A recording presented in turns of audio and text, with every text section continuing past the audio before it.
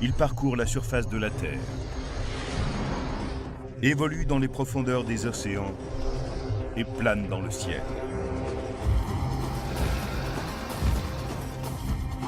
Pourtant, nous n'allons pas nous lancer dans un safari en vue d'observer la vie sauvage, mais dans une expédition aux dimensions gigantesques.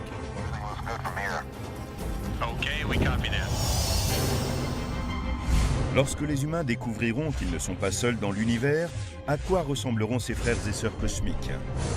Pour répondre à cette question, les plus grands astronomes et astrobiologistes ont appliqué les lois de l'évolution et de la physique aux 5 types de mondes extraterrestres que nous pourrions rencontrer dans l'espace.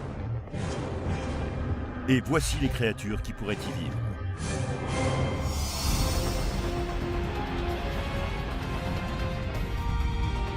Préparez-vous à vivre un safari intergalactique et à découvrir le visage des extraterrestres.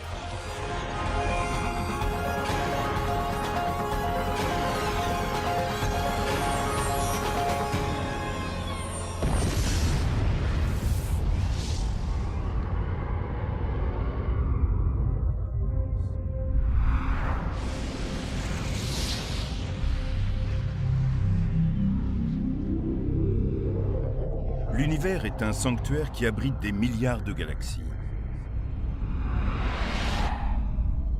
Et des milliards d'étoiles.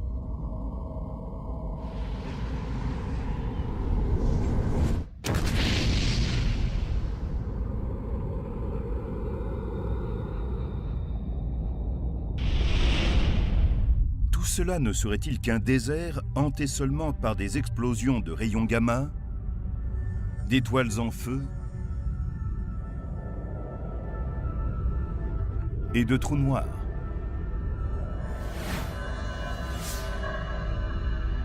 Où la vie existe-t-elle au-delà de la Terre, dans ce paradis cosmique? Des extraterrestres nous regardent-ils nous poser cette question vieille comme le monde? Sommes-nous seuls dans l'univers? Les scientifiques sont toujours en quête de signes de vie extraterrestres et beaucoup d'entre eux sont convaincus qu'ils existent et attendent simplement qu'on les découvre. Mais y a-t-il sur Terre quelque chose qui pourrait leur ressembler?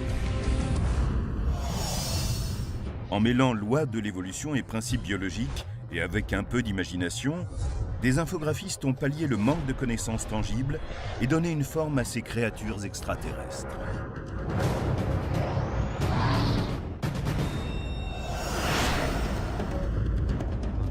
Pour les voir de près, embarquons pour un safari extraordinaire à travers les étendues inexplorées de l'univers.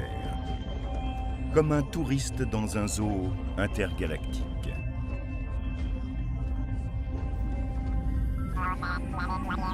Premier arrêt, la planète Eronel, un endroit purement imaginaire.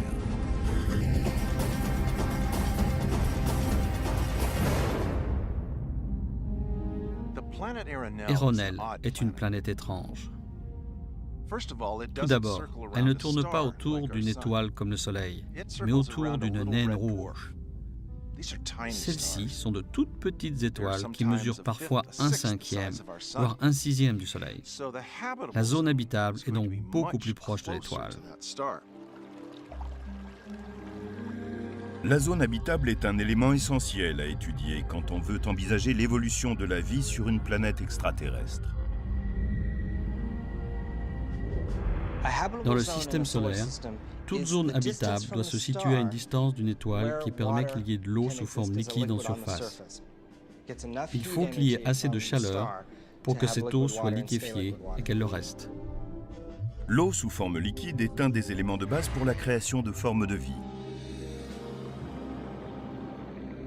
Mais sur Eronel, la zone habitable est si proche de cette boule de gaz en fusion que la force de gravité de l'étoile provoque une rotation synchrone, un peu comme pour notre Lune, dont on ne voit jamais qu'un seul hémisphère.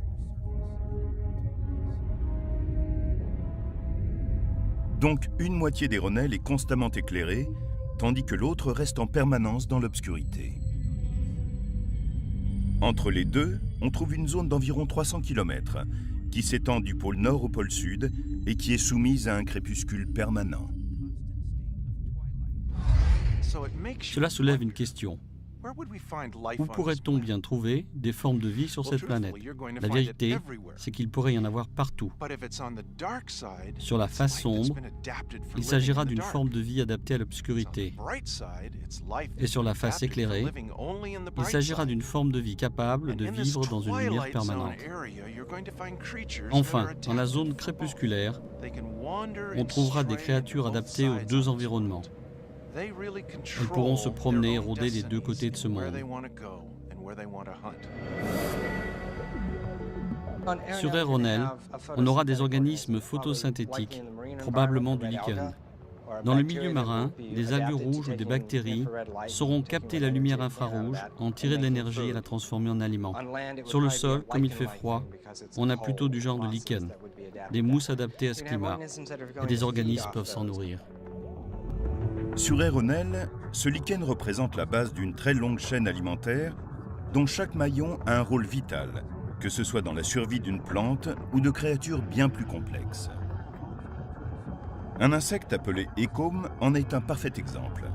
Il utilise le lichen d'Aeronel comme source de nourriture. Les écomes sont de bizarres petites créatures. Sur Terre, on connaît le phénomène de métamorphose, qui est cette étrange capacité à pouvoir changer d'une forme à une autre. On l'observe chez les papillons. Leurs chenilles se nourrissent dans nos jardins, grimpent aux barrières, tissent leurs cocons et un paillon éclot des mois plus tard. Les écomes font la même chose, mais de façon très bizarre. Ils ressemblent à des anguilles qui auraient des nageoires de chaque côté. À certains moments, ils se dirigent vers une plante, s'y accrochent, s'y fixent et forment comme une coquille autour d'elle. Lorsque la coquille se brise, il en sort un organisme comme nous n'en avons jamais vu. Il tire de l'oxygène de l'eau en séparant l'hydrogène de l'oxygène et produit une petite bulle qui remonte à la surface de l'eau. Ensuite, le vent emporte ces bulles en altitude et les répand sur la planète jusqu'à la zone crépusculaire. On dirait comme de petits parachutes en pleine descente. Dès que les écomes touchent le sol, ils créent un terrier dans lequel ils vivent au début. Mais lorsqu'ils fouillent le sol à la recherche de nourriture, ils sont chassés par le maillon suivant de la chaîne alimentaire, le pénapode. Le pénapode est une des créatures les plus intéressantes de cet univers. C'est une étrange petite créature qui a des yeux tout autour de la tête pour voir tout ce qui se passe derrière lui. Dans la zone crépusculaire d'Aeronel, il fait très froid et très sombre, car elle reçoit peu de lumière de l'étoile avoisinante. Les chasseurs et leurs proies ont donc développé de grands yeux, comme les hiboux ou d'autres animaux nocturnes. La plupart des créatures d'Aeronel se sont adaptées de façon très intéressante. Aeronel tourne autour d'une naine rouge de type spectral M. Celles-ci émettent essentiellement de la lumière infrarouge qui ressemble à la chaleur que l'on perçoit quand on ouvre un four. Voici ce que verraient ces créatures. Elles apercevraient la chaleur produite autour d'elles par leur corps. Cela doit être très différent de ce que nous vivons, vous et moi. Pour voir ces manifestations de chaleur sur la face obscure de la planète, l'un des plus gros maillons de la chaîne alimentaire, le courga, possède une qualité curieuse. Par leur sens et la manière dont ils se déplacent et dont ils fonctionnent, toujours ensemble, ils ressemblent aux chacals des plaines africaines. Ce sont des chasseurs et des prédateurs. Ce sont d'horribles créatures qui encerclent un pinapode ou une colonie entière pour en faire leur repas. Ils possèdent l'étrange capacité de voir non seulement dans les régions crépusculaires avec des yeux comme les nôtres, mais aussi dans les régions obscures grâce à une seconde paire d'yeux, plus petits. Ils peuvent alors détecter les signes de chaleur de créatures qui vivent là. Peu d'êtres pourraient vivre sur une planète comme Aeronel. Mais de toute façon, elles ne sont pour l'instant que le fruit de notre imagination.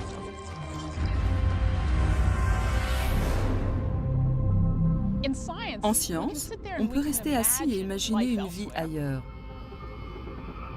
Certes, nous nous basons sur des exemples, mais nous n'avons qu'une source de données, la planète Terre. Et les formes de vie de notre planète nous apportent des quantités d'informations que nous utilisons dans nos recherches sur la vie, dans d'autres univers.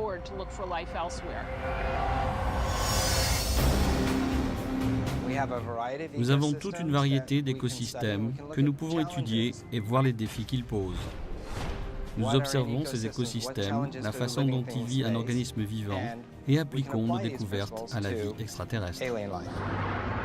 Pour comprendre comment ces principes peuvent être appliqués ailleurs, nous devons poursuivre notre safari intergalactique.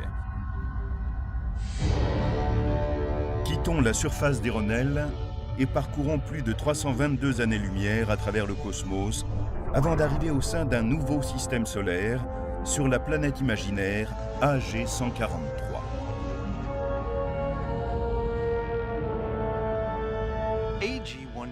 AG-143 est plus grosse que la Terre, bien plus grosse.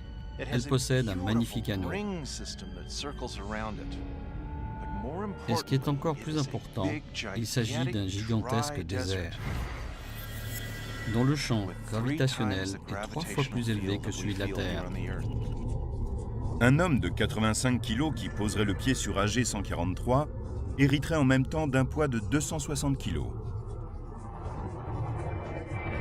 De toute évidence, les formes de vie auraient la nécessité de s'adapter. Mais comment ?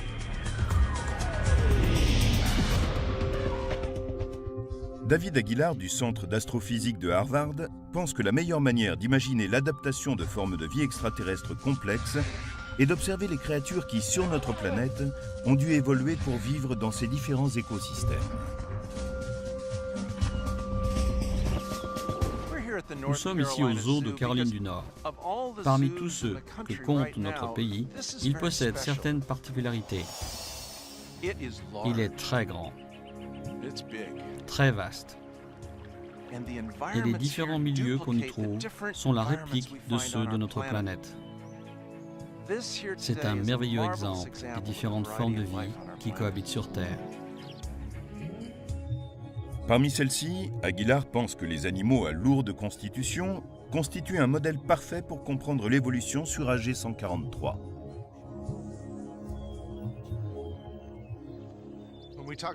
Lorsque nous parlons d'un animal adapté à un monde où l'environnement est lourd, il s'agit d'un monde où la gravité est plus forte. Regardez, nous avons là le prototype idéal, des pattes qui soutiennent un énorme corps. Il faut que nous le raccourcissions pour notre planète imaginaire, que nous le rapprochions du sol. Mais sinon, il serait parfait. Bien que les formes de vie sur AG-143 possèdent certains aspects similaires à ceux des créatures terrestres, leurs caractéristiques extraterrestres vont bien au-delà de ce que l'on trouve sur notre planète.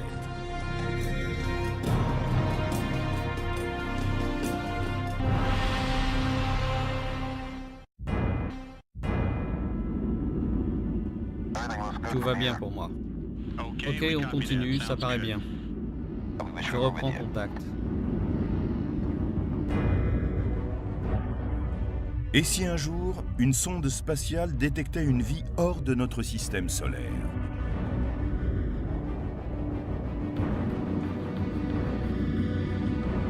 À quoi ressemblerait un extraterrestre ? Pour mieux comprendre ces créatures d'un autre monde et comment elles auraient pu évoluer, les spécialistes pensent qu'il faut d'abord comprendre quelques idées simples sur l'environnement dans lequel ces formes de vie auraient commencé. Quand on regarde des planètes qui tournent autour d'étoiles lointaines, il y a 2 facteurs auxquels on s'attache. Tout d'abord, la distance avec l'étoile mère. Elle détermine la quantité d'énergie et la présence ou non d'eau liquide. Il y a ensuite la masse et la taille de la planète.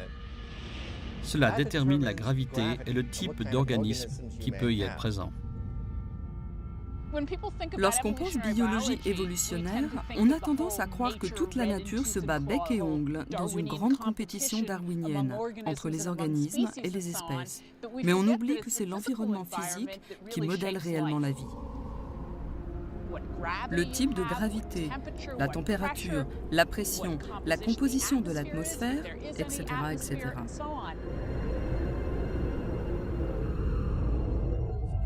Où que l'on aille dans l'univers, les lois de la physique ne changent pas. Donc mieux comprendre comment les créatures évoluent dans le milieu terrestre permet aux scientifiques d'imaginer les formes de vie qui pourraient exister dans d'autres mondes, comme sur la planète AG 143. Celle-ci tourne autour d'une étoile lumineuse de type F. 10% seulement de ce monde est recouvert d'eau. Et l'on trouve des poches d'H2O liquides qui se sont formées sous le sable après des pluies peu abondantes. L'environnement d'AG 143 est chaud, aride, et la lumière y est très forte. Comme cette étoile est de type F, donc plus brillante que le Soleil, on va avoir une production d'ultraviolet. Les organismes vont devoir en être protégés, soit par l'atmosphère ou par leur propre système de défense. Ils peuvent prendre la forme d'une épaisse carapace ou d'un type d'enveloppe qui absorbe les terribles rayons ultraviolets. Mais sur AG 143, les créatures développeraient aussi d'autres caractéristiques physiques spécifiques. C'est très intéressant d'imaginer à quoi ressemblerait la vie sur une planète où régnerait une plus forte gravité. Du point de vue d'un microbe, il n'y aurait sans doute pas beaucoup de différence. Là où on commencerait fortement à la ressentir, c'est lorsque l'on voudrait se promener. On aurait du mal à tenir debout. Avec une gravité plus forte, il faudrait que je lutte, simplement pour me lever. Une autre conséquence d'une forte gravité pourrait être le développement d'une série de créatures à la surface d'AG 143, ou plutôt légèrement au-dessus de la surface.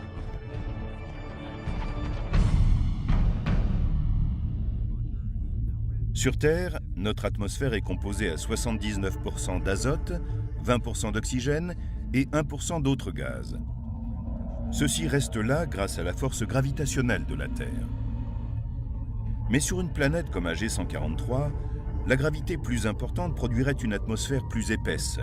Idéale pour voler, elle contiendrait aussi un plus fort taux d'oxygène. Il y a plusieurs centaines de millions d'années, nous avons traversé une période où la Terre a probablement eu une concentration plus haute en oxygène pendant un certain temps. Nous avons observé des fossiles et nous avons trouvé des insectes géants, d'énormes ailes, des organismes géants volants.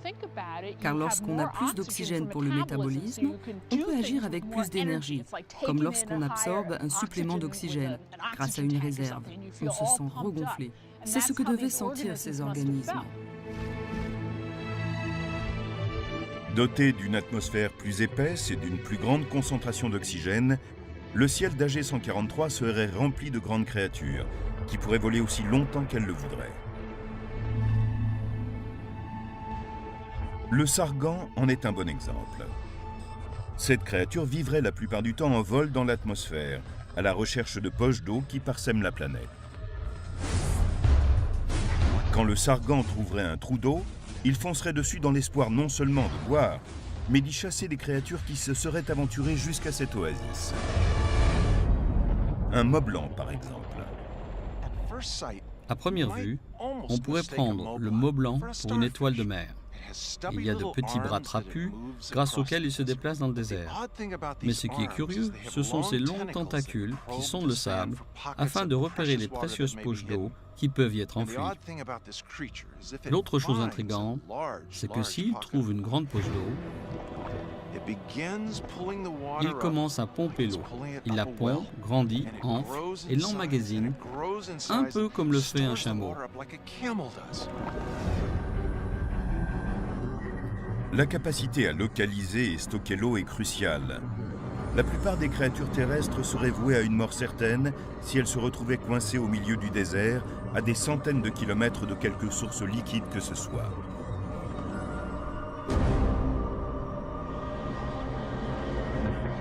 ce serait également vrai sur notre planète imaginaire AG143. C'est pourquoi le Folis vit près des points d'eau, pour rester à proximité de cette ressource précieuse. L'une des créatures les plus bizarres sur AG143, c'est le Folis. Il est court, trapu. C'est une bouche soutenue par 3 jambes qui forment un piédestal couvert d'écailles. Il glisse sur le sable comme un crotale et possède cette étrange capacité de sentir chimiquement si une proie se trouve ou non à proximité. Il chasse au bord des cours d'eau et de minuscules lacs. Et quand il trouve une proie, il s'arrête soudain, se camoufle et il devient presque invisible. Il attend. Il attend jusqu'à ce qu'une créature désarmée s'avance vers le point d'eau. Et d'un seul coup, on entend un claquement. Il a trouvé son dîner. Le mode de déplacement du Folis, cette reptation dans l'herbe analogue à celle du serpent, est lié à l'importante force gravitationnelle de la planète. Ramper sur ses écailles plutôt que se dresser sur ses pattes est plus aisé pour n'importe quelle créature dans ces conditions. Cela donne aussi un avantage sur les proies. Elles n'entendent rien venir.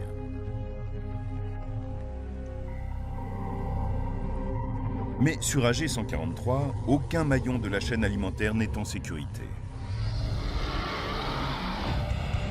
Une créature silencieuse mais mortelle vit tapie dans ses mares. C'est l'Isor. En observant toute la chaîne alimentaire d'AG143, nous avons vu les défis que doivent surmonter les créatures qui vivent dans un monde où il y a peu d'eau et une très forte gravité. Mais si la situation était inverse, admettons une planète qui aurait de l'eau en suffisance et une force gravitationnelle plus faible. Peut-être existe-t-elle quelque part dans le ciel, au-dessus de nos têtes.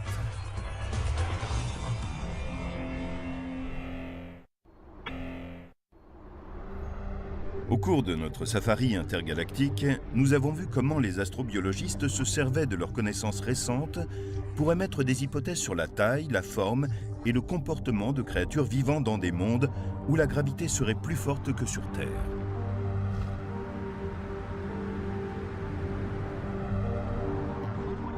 Mais que se passerait-il si c'était l'inverse? Pour le découvrir, quittons AG143 pour une autre planète située à plus de 89 années-lumière, GPC 925.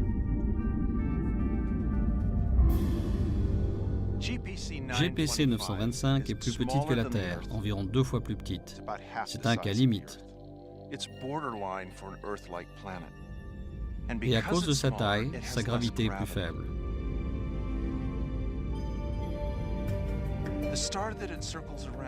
L'étoile autour de laquelle elle tourne est plus froide que le Soleil.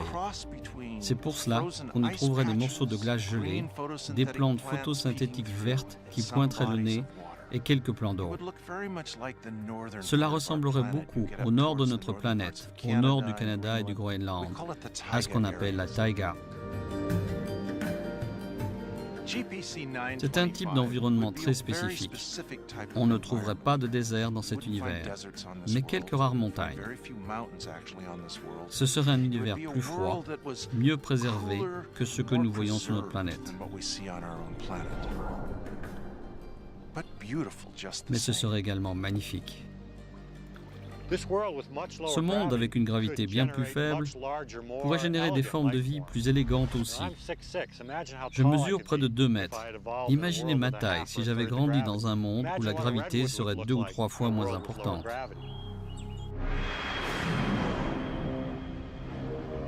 Ce type d'attraction gravitationnelle aurait créé des modèles aux caractéristiques différentes.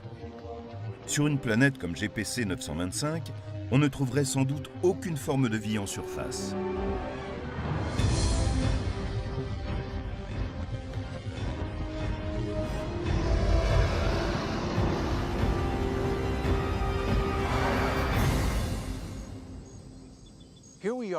Nous sommes ici dans une volière. En haut de ces arbres se trouvent des vestiges de dinosaures. C'est ce qui est resté quand les dinosaures ont disparu. Ces oiseaux sont créés pour voler. Leurs os sont creux, leurs plumes reliées entre elles. Ces oiseaux ont été conçus pour régner sous le ciel. Et sur une planète à basse gravité, voici ce qu'on verrait. La gravité étant faible, il serait très facile de voler. Sur Terre, il y a de nombreux organismes qui volent de façon très différente. Les chauves-souris ont des membranes tendues entre les doigts, ce qui leur fournit des ailes. Les écureuils volants déploient des ailes depuis leur pelage et peuvent ainsi planer. Mais sur GPC 925, rien n'est comparable aux créatures terrestres. Ici, la créature volante la plus étrange qui soit est le loligar. Imaginez des sacs mous, semblables à des poumons, munis de très longues tentacules qui pendent au-dessus du paysage lorsqu'ils se déplacent lentement au-dessus du sol. Réchauffés par chaleur interne, cet air gonfle les sacs. On dirait des méduses qui flottent dans l'air. Et comme elles, ces créatures piquent et attrapent de tout ce qui, au sol, les fuit à toute allure. Les voir se déplacer, danser au gré du vent, comme un groupe de méduses psychédéliques, est un spectacle incroyable. Et pourtant, sur cette planète, c'est presque banal. La vie au sol repousserait les limites de la science telle que nous la connaissons. Quand on observe ce monde, on voit comme de très longs bâtons qui mesurent jusqu'à 5, 7, 9 mètres de haut. Nombre d'entre eux possèdent une ampoule à leur extrémité. Ils oscillent au vent, mais on comprend bientôt avec étonnement qu'il ne s'agit pas de plantes. Ce sont des animaux qui possèdent des racines qu'ils retirent pour se déplacer lentement à la surface. Ensuite, ils sangrent à nouveau dans le sol et se balancent au gré du vent, attendant qu'une créature passe par là. Quand il en arrive une, le haut du bâton fonce comme un petit frisbee sur l'animal, s'enfonce dans ses flancs, ses pattes, sa carapace, ses poils et s'y accroche un moment.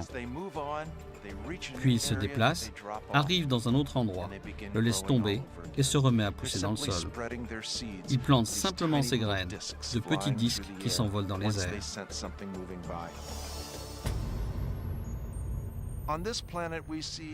Sur cette planète, on voit des végétaux semblables aux plantes qui poussent sur Terre, mais rien de comparable en taille ou en étendue. On y croise des plantes qui ressemblent à des animaux et des animaux qui ressemblent à des plantes. C'est vraiment un monde bizarre. Les créatures comme ces bâtons oscillants, ou les loligars, apprécieraient qu'il y ait une certaine quantité d'eau sur GPC 925. Mais que se passerait-il dans un monde où il y aurait davantage d'eau? Beaucoup plus. Et en particulier sur une planète sans sol ou presque. Un monde aquatique.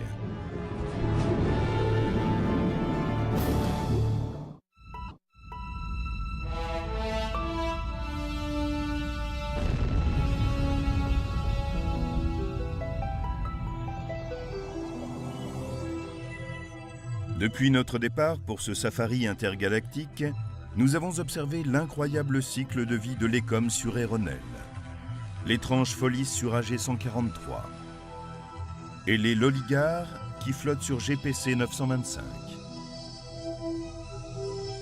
Toutes les formes de vie de ces mondes imaginaires ont été créées par des scientifiques qui se sont basés sur les découvertes les plus récentes. Mais comment ces créatures seraient-elles nées sur ces étranges planètes lointaines? Notre connaissance des conditions nécessaires à la vie est basée sur les formes de vie que nous connaissons et le processus chimique qui, selon nous, mène à la naissance et au développement de la vie et l'arrivée de carbone dans une solution aqueuse ou aquatique. On a donc besoin d'eau liquide, de carbone et d'azote. On a besoin d'un certain type d'énergie. car toutes les formes de vie, même les microbes, ont besoin de nourriture. Ils possèdent un certain métabolisme. La lumière du soleil y pourvoit plutôt bien, comme sur la Terre.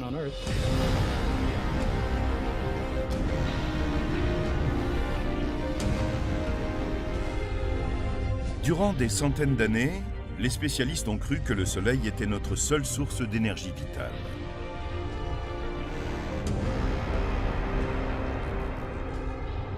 Mais au cours des dernières décennies, de nouvelles découvertes ont prouvé que c'était faux.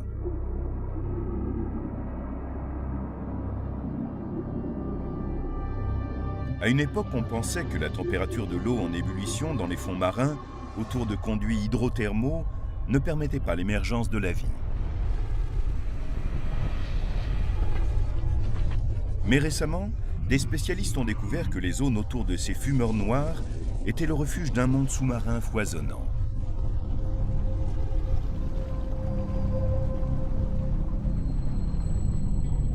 En l'absence de lumière solaire, les créatures qui y prospèrent tirent leur énergie de la chaleur, des gaz et des minéraux rejetés par ces conduits. Ces formes de vie particulièrement résistantes sont appelées des extrémophiles. Les extrémophiles élargissent notre vision de ce que peuvent faire des organismes et nos connaissances à ce sujet. En d'autres termes, si l'on examine les différents types de milieux qui existent sur Terre, ils peuvent être extrêmement chauds ou extrêmement froids, acides ou bases, tout ce que l'on peut imaginer. Finalement, on trouve des formes de vie partout. Le fait que l'on retrouve des formes de vie sur toute la Terre est en grande partie dû à notre situation dans le système solaire. Les spécialistes pensent en général que pour qu'il y ait sur une planète des formes de vie à l'extérieur, il faut se trouver dans une zone privilégiée par rapport au Soleil. Pas trop près, sinon l'eau bout, pas trop loin, sinon elle gèle, mais à une distance qui permet d'avoir des océans liquides d'où peut se former l'ADN. Eh bien, ce schéma se révèle faux. Aujourd'hui, on pense que même sur les lunes gelées de Jupiter, il y aurait des formes de vie en surface. Europa, l'une des lunes de Jupiter, est couverte d'une couche de glace, en dessous de laquelle il y aurait, semble-t-il, un gigantesque océan. Il pourrait être là depuis des milliards d'années et contenir de l'eau sous forme liquide.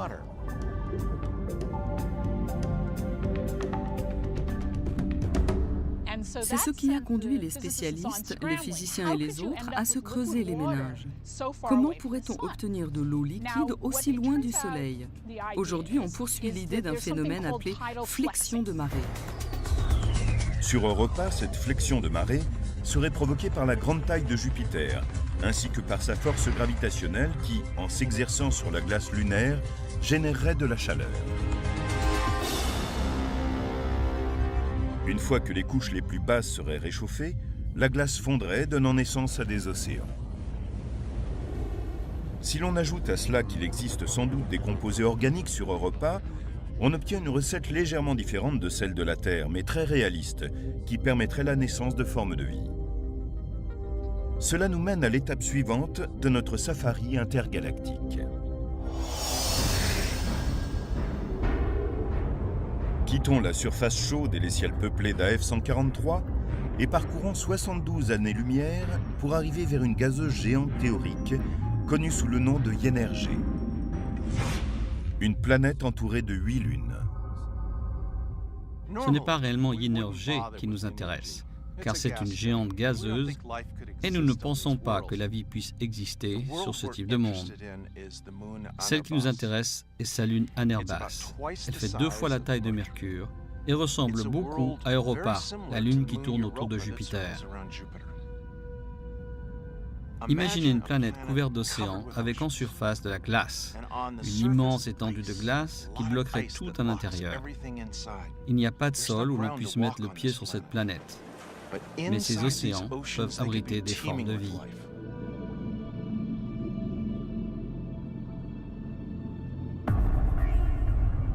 Et grâce à la force de gravitation de Yenner-G, Anerbas pourrait avoir une importante activité géothermale, source d'énergie propice à la naissance de formes de vie.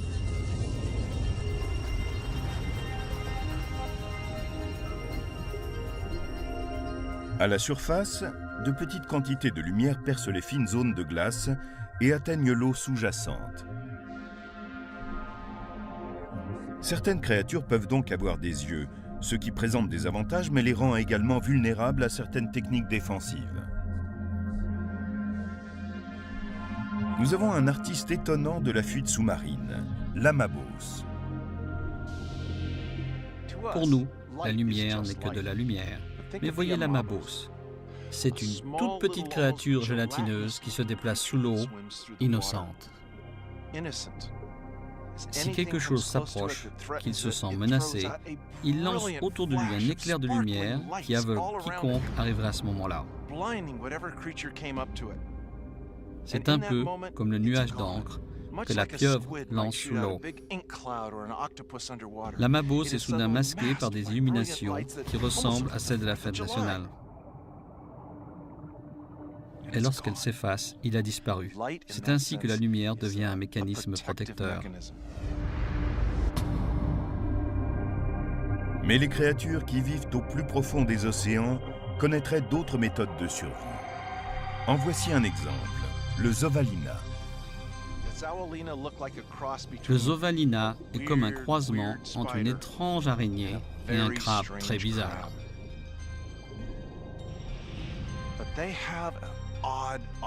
Mais il a une drôle de capacité.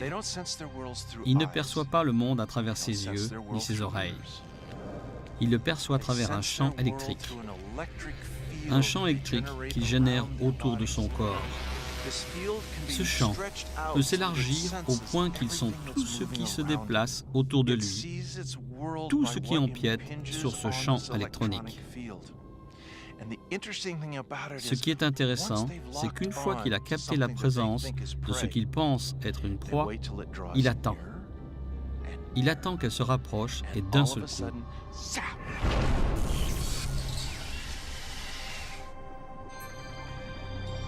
il lui envoie une forte décharge électrique qui la paralyse. Il lance un tentacule qui à toute vitesse l'attrape et la tire. En résumé, il chasse à l'électricité. On voit l'immense avantage de vivre dans un milieu aquatique pour ce type de créature. Mais il nous reste un facteur à examiner.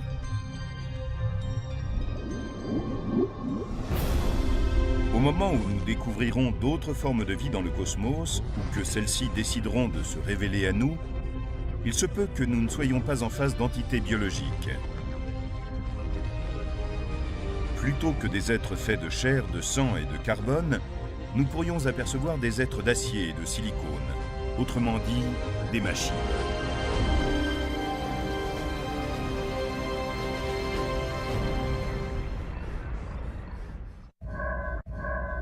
En approchant de notre étape finale, la planète imaginaire Gaia-Léo, on remarque à sa surface 3 cratères très larges.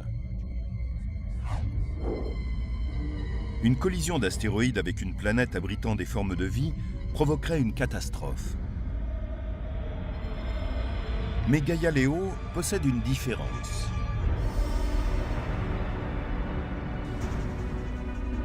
On peut voir à sa surface de petites créatures mécaniques qui se déplacent en tous sens. Jusqu'ici, notre voyage nous a permis d'explorer des mondes imaginaires peuplés de créatures biologiques de toutes formes et tailles. Mais certains savants pensent qu'un monde extraterrestre pourrait être habité de machines synthétiques, comme les Gaia-Léo.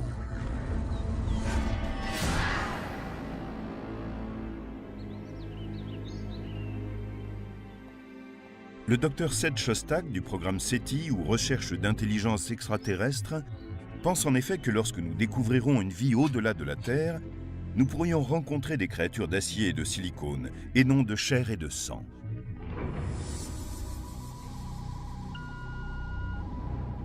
Si un extraterrestre avait la capacité de construire un émetteur radio et de nous envoyer des informations, nous pourrions l'entendre. C'est sans doute la prochaine étape, celle du développement de machines pensantes. Pour mieux nous faire comprendre l'origine d'une planète extraterrestre peuplée de ce type de machines, les savants nous disent de regarder l'évolution de l'intelligence sur Terre, et en particulier de l'intelligence artificielle. L'intelligence artificielle est en quelque sorte la science de faire des bébés à partir d'une égratignure. Ici, la science et la technique tentent de créer une intelligence en saisissant comment cela fonctionne. Nous n'en sommes pas là. Nous n'avons pas encore de machines pensantes. Mais ceux qui travaillent dans ce domaine pensent que cela pourrait arriver dans 20, 50 ou 100 ans. On peut concevoir que dans 100 ou peut-être 1000 ans, nous pourrions vouloir fusionner avec nos machines. Si nous y arrivons dans les siècles à venir, elles deviendraient alors plus intelligentes que nous. Et le danger serait que nos créations nous enferment derrière les grilles d'un zoo, qu'elles nous lancent des cacahuètes et nous fassent danser, comme nous l'avons fait pour les ours.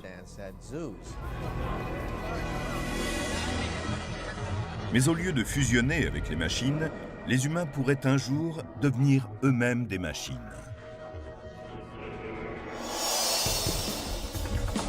Si l'unité centrale de traitement surpasse le cerveau humain, un logiciel très sophistiqué pourrait alors donner à ces êtres l'avantage sur nous. Si l'on a des intelligences artificielles fonctionnant 1 million de fois plus vite que l'homme, elles pourraient accomplir un travail de réflexion qui nous prend 10 000 ans en 3 jours et demi. Mais il faudrait d'immenses quantités d'énergie pour accomplir un tel exploit. Une fois les ressources de Galileo épuisées, ces petites créatures robotiques, les Cévales, pourraient construire une autoroute planétaire vers l'espace.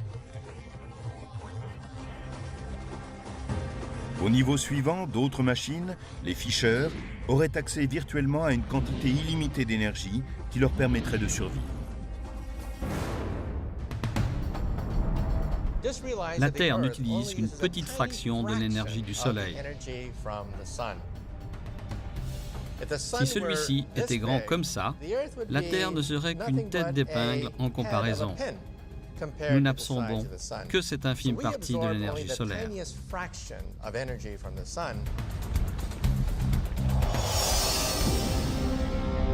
Pour exploiter l'énergie solaire, on pourrait construire autour de l'astre ou de n'importe quelle autre étoile une structure théorique, une sphère d'Ison. Une sphère d'Ison est une sphère gigantesque que l'on bâtit autour d'une étoile pour en absorber toute l'énergie. Ainsi, peut-on en tirer la production entière sans être brûlé dans le processus. Une fois qu'une étoile a été découpée en morceaux et que son énergie est épuisée, les Fisher démonteraient la sphère et se dirigeraient vers une autre source d'énergie galactique.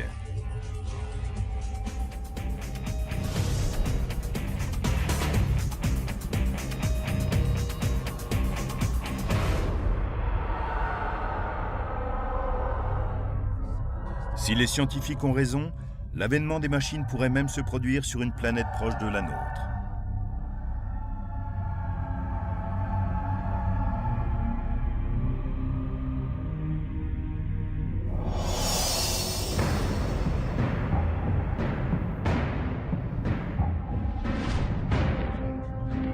Chaque année, de nouvelles découvertes repoussent les limites de notre connaissance de nous-mêmes et de la vie dans l'univers.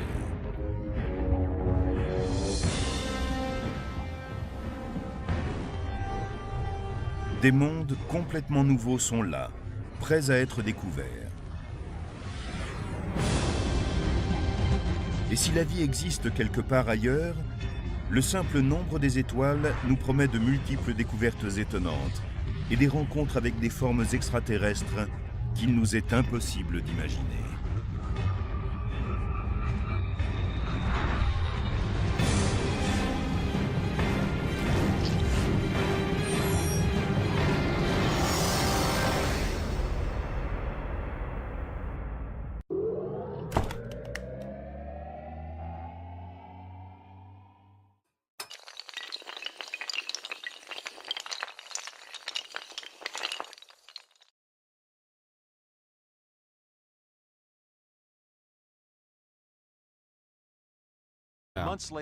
Les échos font la même chose, mais de façon très bizarre.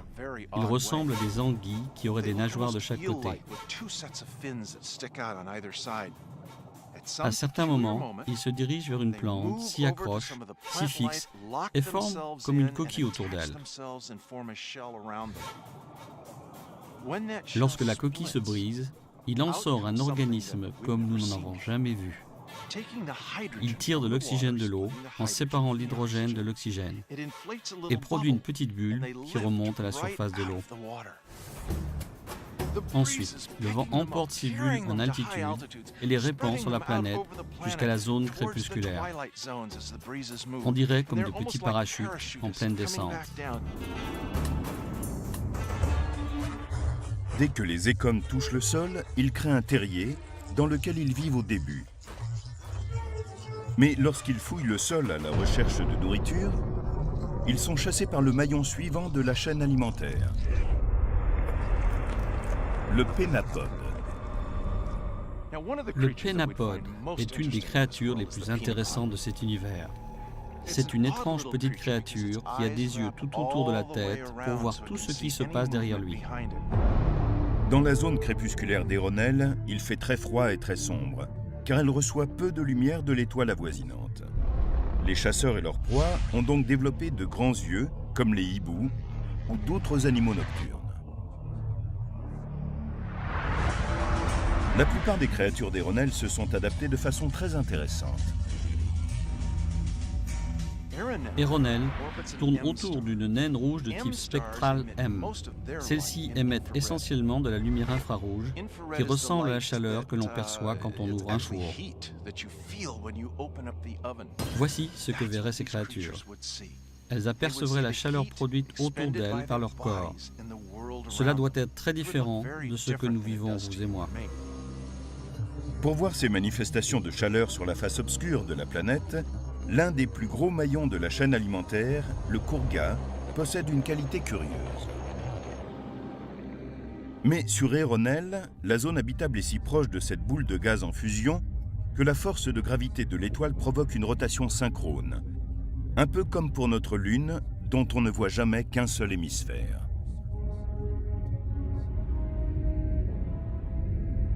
Donc, une moitié d'Éronel est constamment éclairée, tandis que l'autre reste en permanence dans l'obscurité.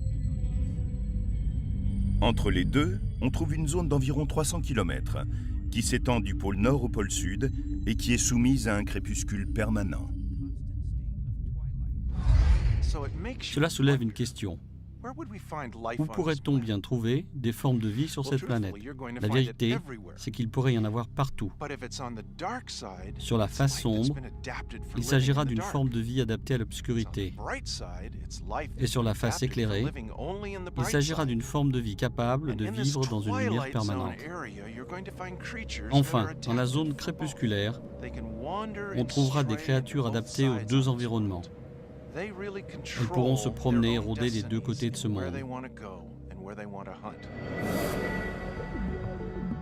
Sur Éronel, on aura des organismes photosynthétiques, probablement du lichen. Dans le milieu marin, des algues rouges ou des bactéries sauront capter la lumière infrarouge, en tirer de l'énergie et la transformer en aliment. Sur le sol, comme il fait froid, on a plutôt du genre de lichen, des mousses adaptées à ce climat, et des organismes peuvent s'en nourrir. Sur Éronel, ce lichen représente la base d'une très longue chaîne alimentaire dont chaque maillon a un rôle vital, que ce soit dans la survie d'une plante ou de créatures bien plus complexes. Un insecte appelé écome en est un parfait exemple. Il utilise le lichen d'Éronel comme source de nourriture. Les écomes sont de bizarres petites créatures. Sur Terre, on connaît le phénomène de métamorphose, qui est cette étrange capacité à pouvoir changer d'une forme à une autre. On l'observe chez les papillons. Leurs chenilles se nourrissent dans nos jardins, grimpent aux barrières, tissent leurs cocons et un paillon éclot des mois plus tard. De trous noirs.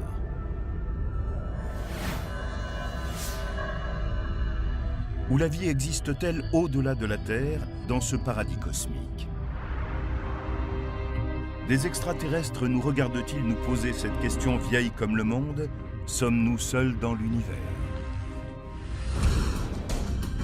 Les scientifiques sont toujours en quête de signes de vie extraterrestres et beaucoup d'entre eux sont convaincus qu'ils existent et attendent simplement qu'on les découvre. Mais y a-t-il sur Terre quelque chose qui pourrait leur ressembler? En mêlant loi de l'évolution et principes biologiques, et avec un peu d'imagination, des infographistes ont pallié le manque de connaissances tangibles et donné une forme à ces créatures extraterrestres.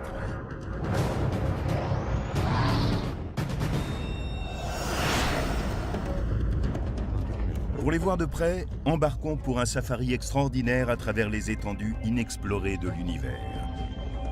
Comme un touriste dans un zoo intergalactique.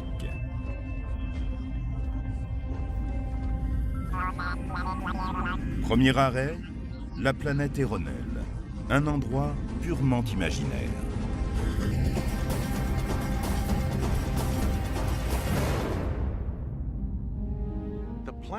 Eronel est une planète étrange.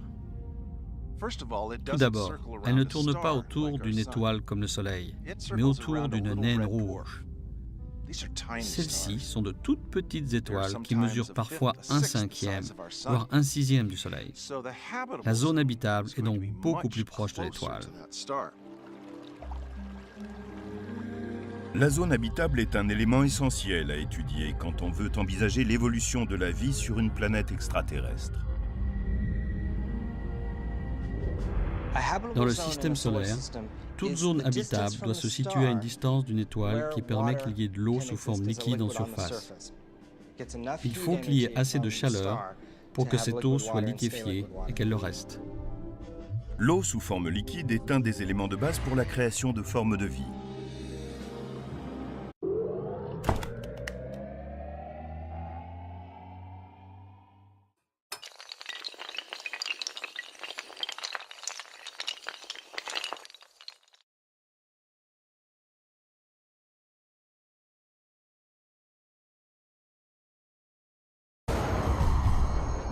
Il parcourt la surface de la Terre,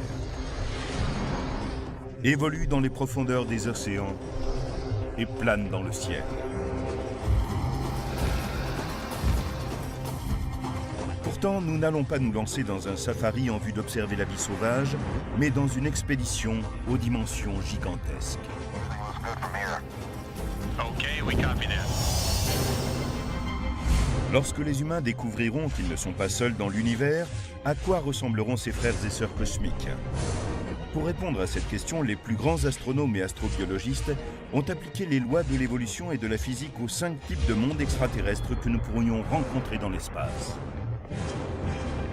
Et voici les créatures qui pourraient y vivre.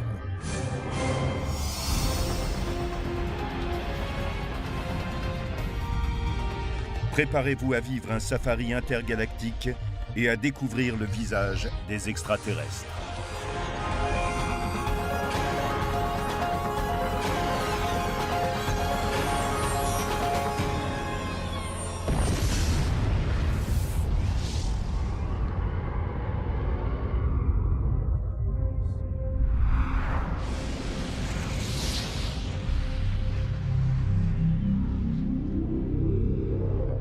L'univers est un sanctuaire qui abrite des milliards de galaxies. Et des milliards d'étoiles.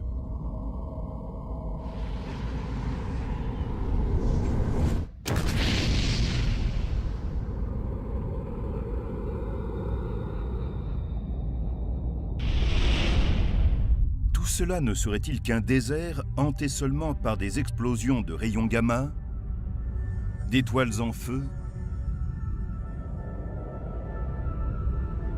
et par leur sens et la manière dont ils se déplacent et dont ils fonctionnent, toujours ensemble, ils ressemblent aux chacals des plaines africaines. Ce sont des chasseurs et des prédateurs. Ce sont d'horribles créatures qui encerclent un pinapode ou une colonie entière pour en faire leur repas.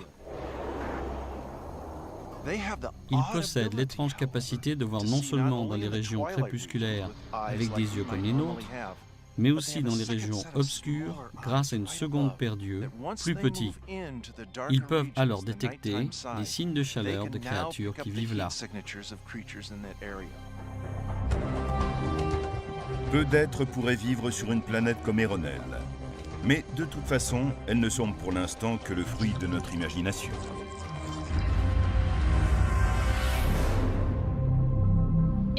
En science, on peut rester assis et imaginer une vie ailleurs.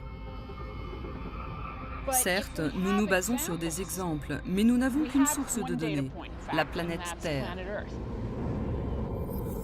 Et les formes de vie de notre planète nous apportent des quantités d'informations que nous utilisons dans nos recherches sur la vie, dans d'autres univers.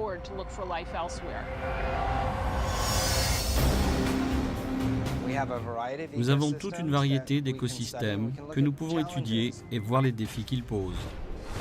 Nous observons ces écosystèmes, la façon dont y vit un organisme vivant et appliquons nos découvertes à la vie extraterrestre. Pour comprendre comment ces principes peuvent être appliqués ailleurs, nous devons poursuivre notre safari intergalactique. Quittons la surface d'Eronel et parcourons plus de 322 années-lumière à travers le cosmos avant d'arriver au sein d'un nouveau système solaire sur la planète imaginaire AG-143.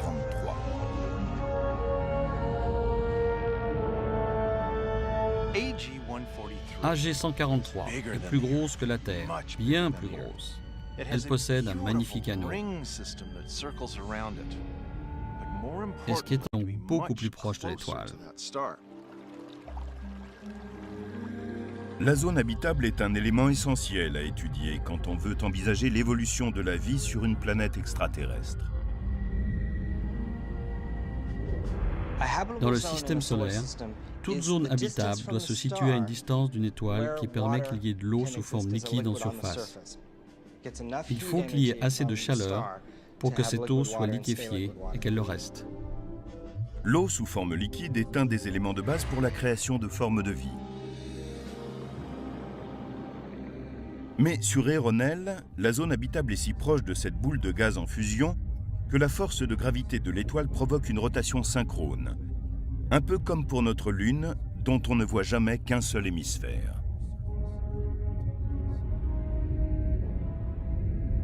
Donc une moitié d'Eronel est constamment éclairée, tandis que l'autre reste en permanence dans l'obscurité. Entre les deux, on trouve une zone d'environ 300 km, qui s'étend du pôle nord au pôle sud et qui est soumise à un crépuscule permanent. Cela soulève une question. Où pourrait-on bien trouver des formes de vie sur cette planète? La vérité, c'est qu'il pourrait y en avoir partout. Sur la face sombre, il s'agira d'une forme de vie adaptée à l'obscurité. Et sur la face éclairée, il s'agira d'une forme de vie capable de vivre dans une lumière permanente. Enfin, dans la zone crépusculaire, on trouvera des créatures adaptées aux deux environnements. Elles pourront se promener et rôder des deux côtés de ce monde. Sur Eronel, on aura des organismes photosynthétiques, probablement du lichen. Dans le milieu marin, des algues rouges ou des bactéries sauront capter la lumière infrarouge, en tirer de l'énergie.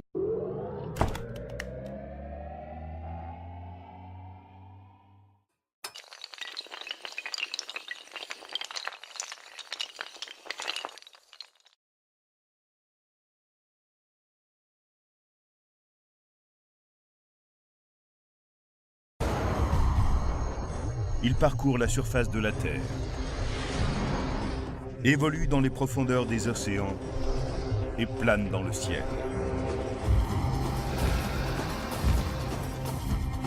Pourtant, nous n'allons pas nous lancer dans un safari en vue d'observer la vie sauvage, mais dans une expédition aux dimensions gigantesques. Okay, we copy that. Lorsque les humains découvriront qu'ils ne sont pas seuls dans l'univers, à quoi ressembleront ces frères et sœurs cosmiques? Pour répondre à cette question, les plus grands astronomes et astrobiologistes ont appliqué les lois de l'évolution et de la physique aux 5 types de mondes extraterrestres que nous pourrions rencontrer dans l'espace. Et voici les créatures qui pourraient y vivre.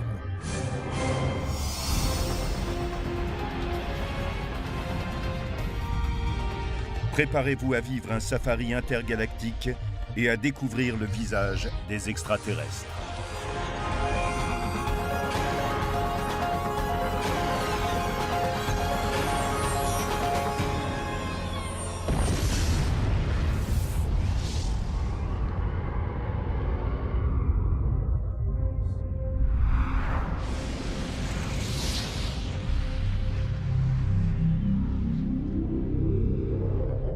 L'univers est un sanctuaire qui abrite des milliards de galaxies. Et des milliards d'étoiles.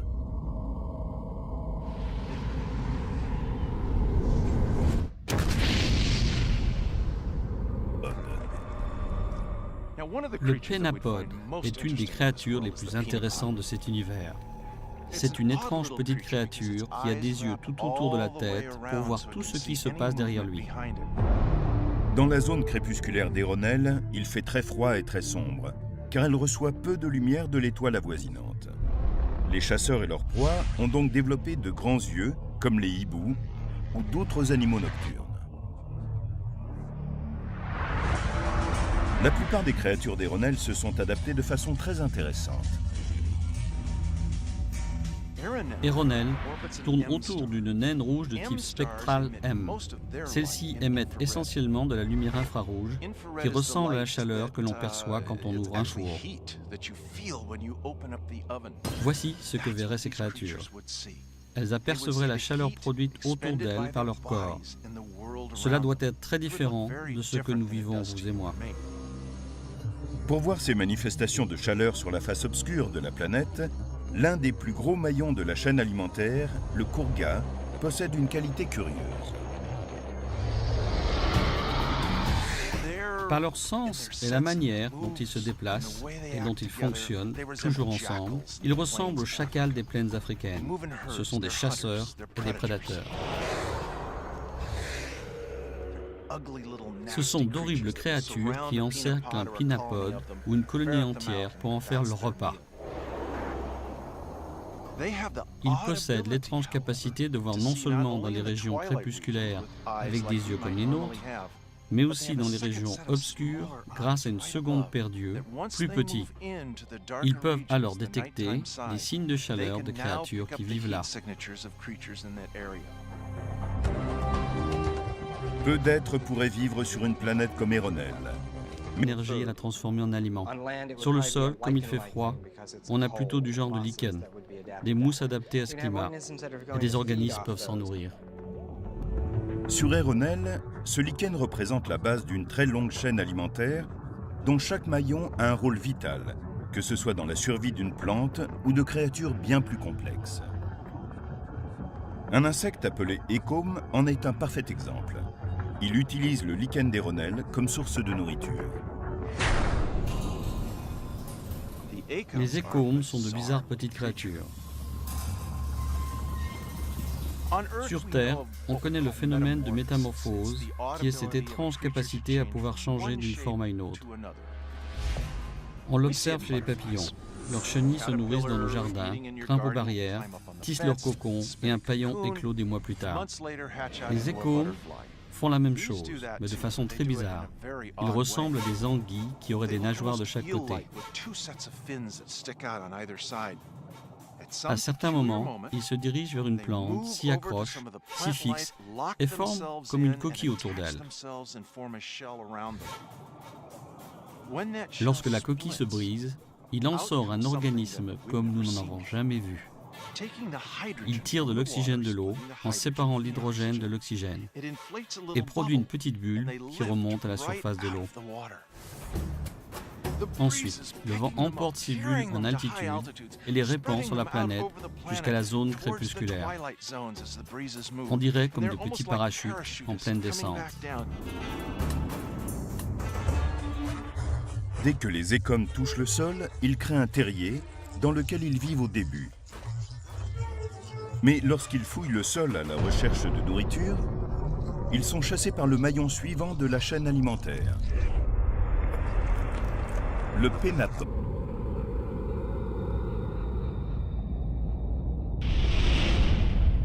Tout cela ne serait-il qu'un désert hanté seulement par des explosions de rayons gamma, d'étoiles en feu et de trous noirs?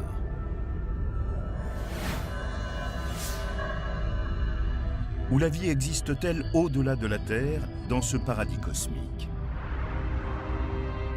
Des extraterrestres nous regardent-ils nous poser cette question vieille comme le monde? Sommes-nous seuls dans l'univers? Les scientifiques sont toujours en quête de signes de vie extraterrestres et beaucoup d'entre eux sont convaincus qu'ils existent et attendent simplement qu'on les découvre. Mais y a-t-il sur Terre quelque chose qui pourrait leur ressembler? En mêlant loi de l'évolution et principes biologiques, et avec un peu d'imagination, des infographistes ont pallié le manque de connaissances tangibles et donné une forme à ces créatures extraterrestres.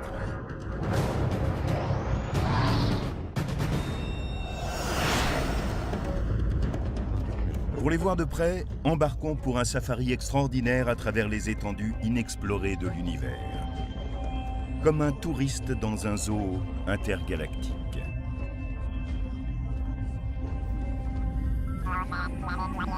Premier arrêt, la planète Eronel, un endroit purement imaginaire.